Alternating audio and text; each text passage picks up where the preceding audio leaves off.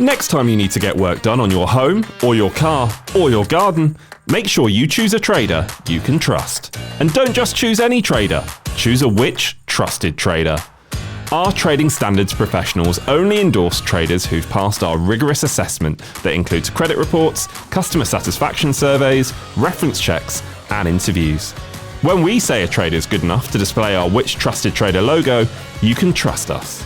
But don't take our word for it. Search Which? Trusted Traders online to see our directory of around 4,000 traders.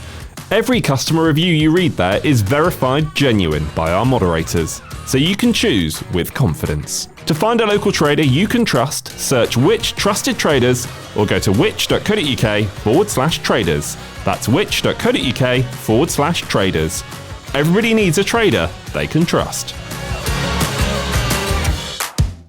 Hello, it's producer James here. Now, as you wait until the next episode of Which Shorts that's out on Wednesday, today you're going to hear the Which Cars podcast. Now, this is something brand new from Which as I sit down with our cars team to learn more about motoring in 2025. Each year, Which publishes a car guide jam-packed full of reviews, features and exclusive research. And this year, as an added bonus, we've recorded a podcast to find out even more info that we couldn't squeeze inside of those 52 pages.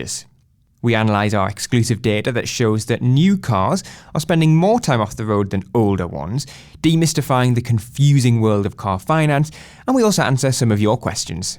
Now, we won't hear the full episode as it's exclusively available to Which members, but if you like what you hear, then as a special gift to podcast listeners, you can get a whopping 50% off a Which membership. Not only would that allow you to listen to the full episode, but you'd also get access to all of our product reviews, including our car reviews, as well as the app, the monthly magazine, and loads more. There's a link in the show notes for you to snap up a membership at that specially reduced price, as well as the link to listen to the podcast in full. But for now, here's what happened when I sat down with Will Stapley, Michael Passingham and Dino Burati from the Which Cars team. Hello and welcome to the Which Cars podcast. I'm James Rowe and this is the first podcast that's exclusively available to you, our Which members. The Tesla Model S, 76% of owners reported some kind of fault in those 12 months. But it only spent, on average, 2.7 days off the road, which is well below average. And people really like their Model S's, even if they're going wrong. Unless you're desperate to get a car in exactly the colour or specification you want, there are plenty of low mileage used cars on the market with significant discounts on their new price. And if they're from a brand, say like Toyota or MG, which offer long warranties, then it can actually be quite a good option buying used because you'll still have that manufacturer cover behind you. Car manufacturers want to make life easier for the driver, so they add these LED or laser headlights that illuminate the road ahead like never before, which is great if you're driving a car, not so great if you're on the receiving end coming the other way. Welcome along to this special podcast, exclusively available for Which members, just like you. If you're tuning in, then hopefully you'll have already had a chance to thumb through the excellent 2025 Which Car Guide. It will have landed on your doormat or in your inbox alongside the February Which magazine. Well, this is the perfect accompaniment to that, and joining me are three of the big brains behind it from our cars team. It's Will Stapley. Hello, Will. Hey, good to be here. Michael Passingham. Hello, Michael. Hi, how's it going? Very good, thanks. And finally, Dino Burati. Hello, Dino. Hello, everybody. Glad to have you all here. Now, we're going to be lifting the lid on the car guide shortly, uncovering even more info that we couldn't fit into the magazine. We'll also be answering some of your burning motoring questions. But first, Will, you're the cars editor here at Which. What does a day in your life usually look like? And I'm not going to accept the answer, every day is different. No, well, it is different, but ordinarily I'll be obviously editing car reviews, news and advice from the guys here, deciding what kind of world-class content we're going to tackle next. You might also find me editing a few tech areas as well. It's another job I've got at Which, but it's predominantly cars. And my job is ultimately to act as a Which member's representative. So I'll be asking these guys the kind of questions that you at home will want to know the answer to, and avoiding we don't get bogged down in any of the jargon that can sometimes cloud cars content, not at which, obviously. Michael, how do you fit into the team? Yeah, so I'm one of the researchers, so I help manage the test, write up the reviews, and also work on the content that Will asks us to write, among many other things, like recording podcasts. Absolutely. And Dino as well, how do you fit into the wider team? Yes, I'm the other cars researcher, so like Michael, I'll be looking after our cars tests, writing reviews, and sourcing content out for Will, such as advice guides and news stories, and doing other things like the podcast you see here and videos. You mentioned test driving cars. It's not always sitting behind the wheel. I guess we'll touch on how we test cars here at Which a little bit later on. But you do drive some of the time, right? What have you been driving lately? Will, do you want to go first? Yeah, sure. I don't get in as many cars as these guys, which is natural and the right thing to do. But I have had a couple of interesting Mercedes in recently. The first being a CLE, which is kind of a convertible, sporty car.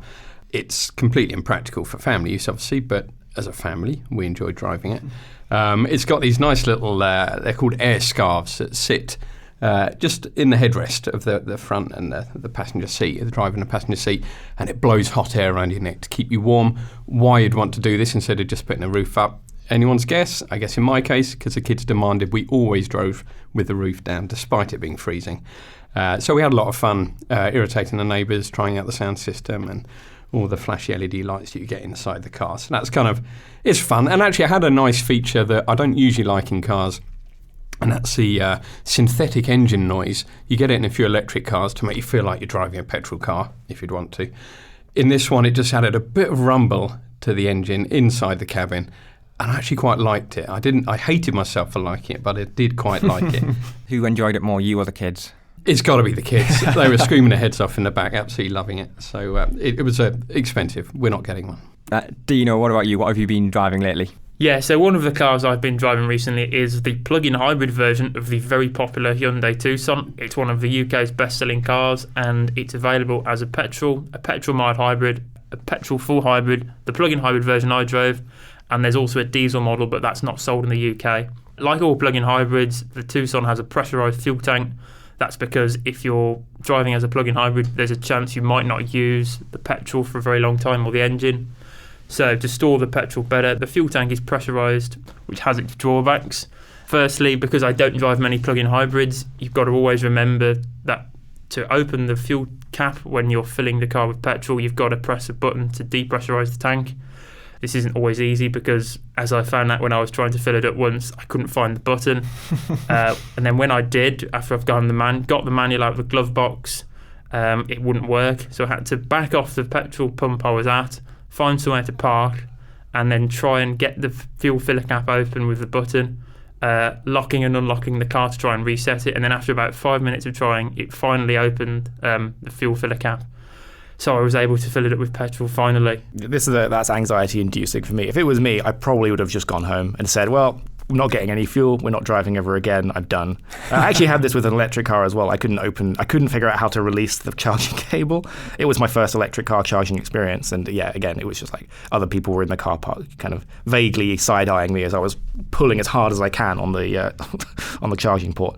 So yeah, I get your pain. It's interesting. It also highlights the need, if you're driving a car you're not familiar with, work out all these things before. I'm not having a go at you, Dean, I do the same. But work out all these kind of basic functions. I got in a Mini a while ago. I couldn't start the thing.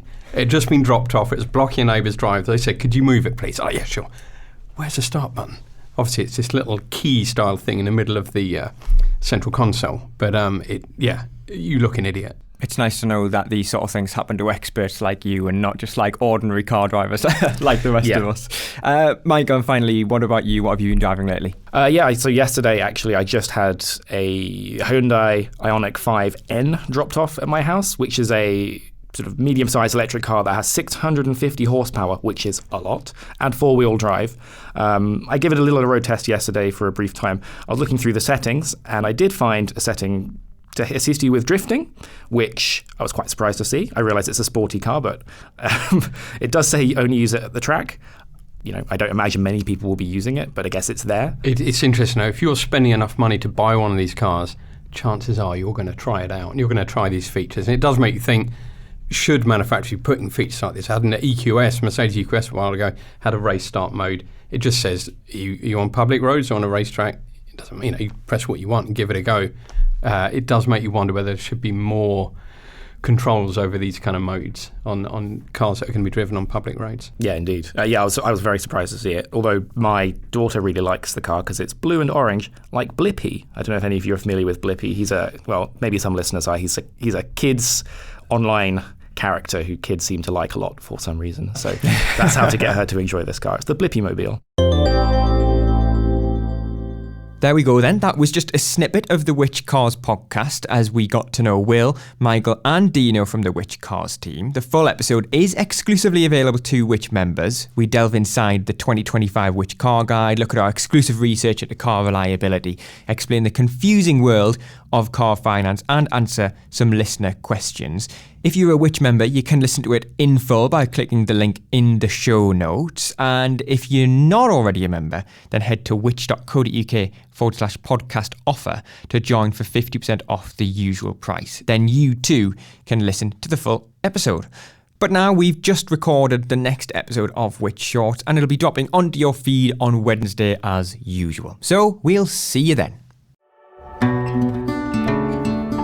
Saving for retirement can feel daunting. The same goes for managing your money once you've stopped working.